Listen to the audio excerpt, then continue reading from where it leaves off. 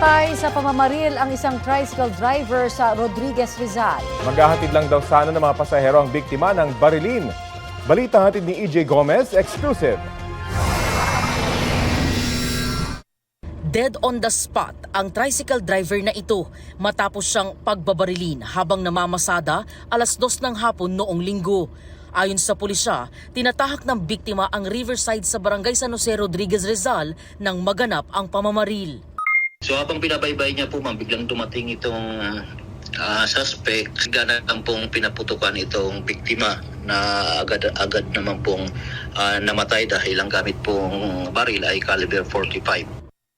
3 basyo ng bala raw ang narecover sa crime scene.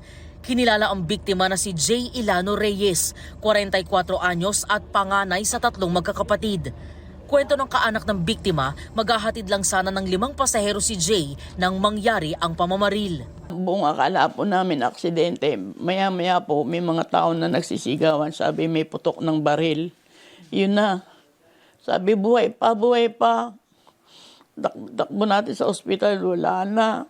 Dead on the spot na po. 2 po sa tagiliran, isa po sa leeg. Puro kanang bahagi. Kaya po nakakalamang po yung isa sa pasahero niya yung bumaril sa kanya. Ayon sa pulisya, walang CCTV sa lugar.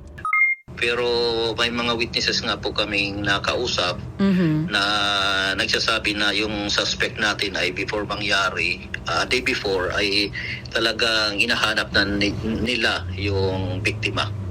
Sabi ng pulis, isa sa mga suspect ang na-identify na. Residente raw ng Barangay San Isidro, Rodriguez, Rizal. Ang pagkakaalam nga po natin ay talagang ito ay isang drug personality din po. Wala siyang puso. Hindi niya naman naisip. Meron din niyang anak na pinag-aaral. Hindi ko din matingnan yung litrato niya eh. Hindi ko kayang makita, hindi ko kaya talaga.